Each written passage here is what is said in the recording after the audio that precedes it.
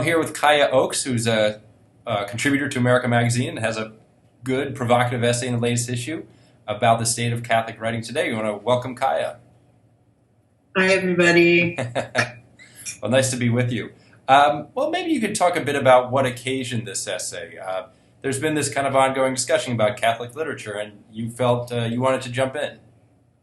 Yeah, I just I was getting to the point where the same people were over and over again chiming in. So, and all writers who I really admire, Gregory Wolfe, Paul Elie, Dana Gioia, but they were sort of round robining. And I noticed two things were missing from this discussion. One was that there were no women participating in it. And Catholic literature, of course, has this wonderful tradition of women writers. And then two, that they were all talking about it from this position of why isn't there any Catholic writing today? And some friends of mine and I who are all Catholic and who are writers were at this big writing conference and going, well, we're here. Yeah. So we exist. And so I wanted to kind of issue a corrective to that presumption that I kept hearing.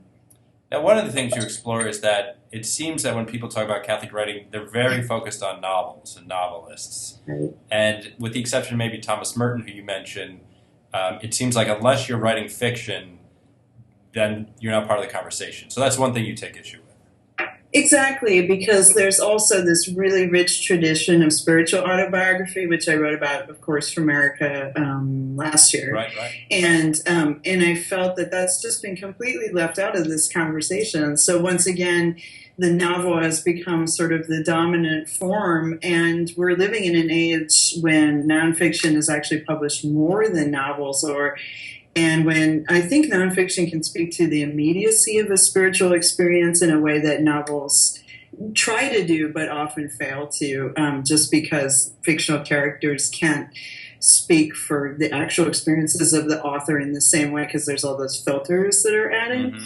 So again, I was trying to kind of issue a corrective to this supposition that the novel has to be, the dominant form of Catholic writing. I don't think that's true, and I think history proves that it's not true. I mean, St. Augustine was around way before Flannery O'Connor. So.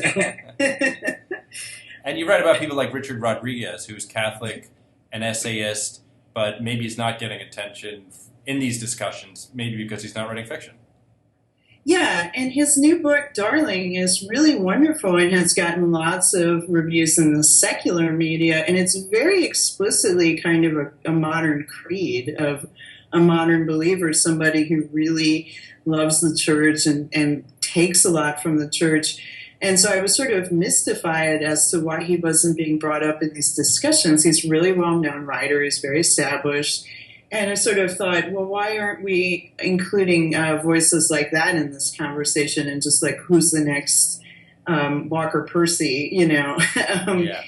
And Walker Percy is great, but maybe we should stop looking for the next Walker Percy and look at the writers who are actually around now. Yes. And you're talking about, there's also an age, the generation, perhaps, here issue.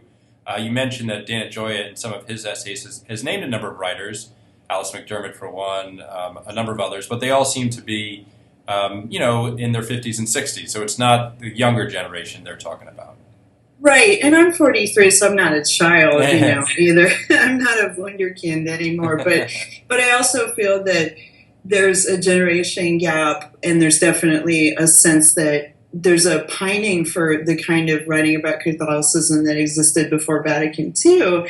And so those of us who are born after Vatican II, we don't have that nostalgia.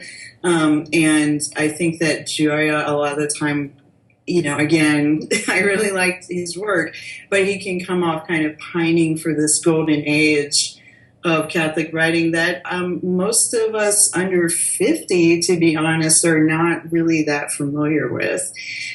So I was kind of, again, hoping to speak on behalf of people who were brought into the church after those changes, those monumental changes that we're still kind of wrestling with now, and have lived as Catholics and have become writers as Catholics in a post-Vatican II world.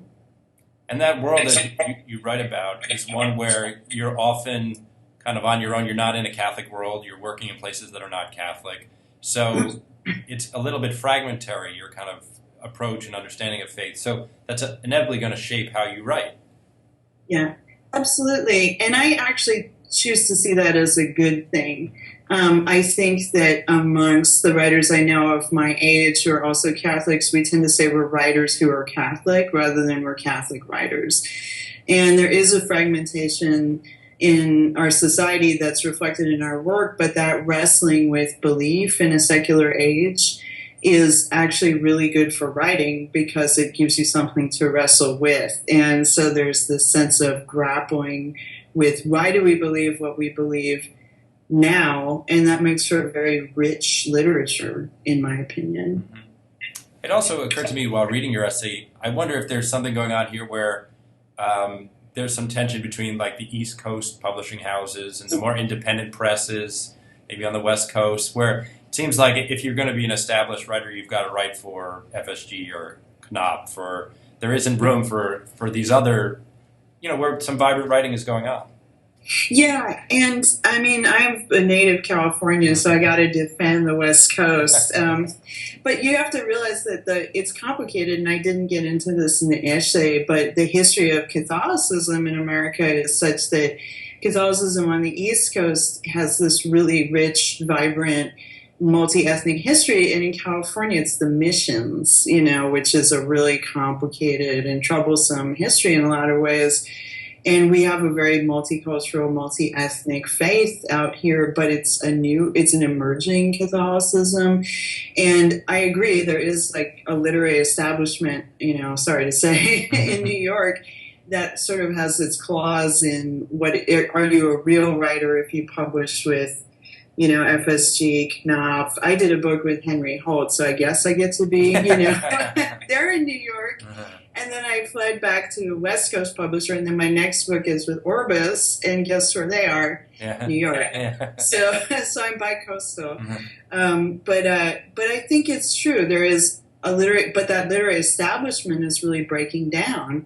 We're seeing fewer books coming out from major publishers, more books coming out from smaller presses, and that's changing the meaning of what it means to be a writer and how your career goes. You change publishers a lot.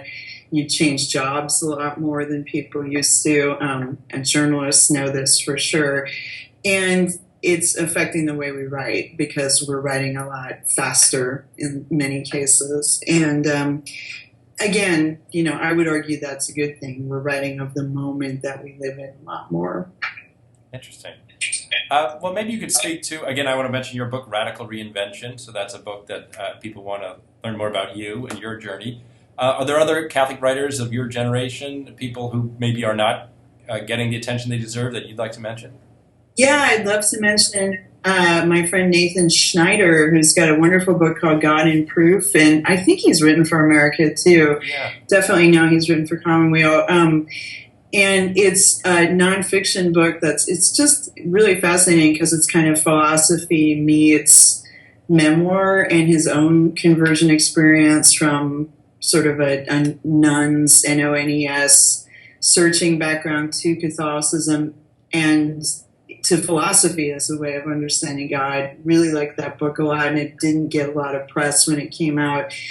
And then also Nick Rapatrazzone has a great collection of essays about Catholic writing after Vatican II, and Nick is a fiction writer, nonfiction writer, and a poet, so he's triple crown, right? Triple threat. And that book in particular shines a light on, I think, about 20 different writers who are Catholic, who are, younger writers. And so it's really worth tracking down if you're interested to learn more about this. So I'd say those two are kind of at the top of my list. And then she's a little bit older, but the writer Fanny Howe, who's in her 60s, I think, and is kind of an experimental fiction poet, but she's also Catholic and writes really beautifully about issues of faith, but she's kind of not well known, which is a crime because she's brilliant. Great. Well, those are some great recommendations, and I want to thank you for joining us and continuing this conversation. Absolutely, Tim. Thanks a lot. Thanks, Gioia. Okay.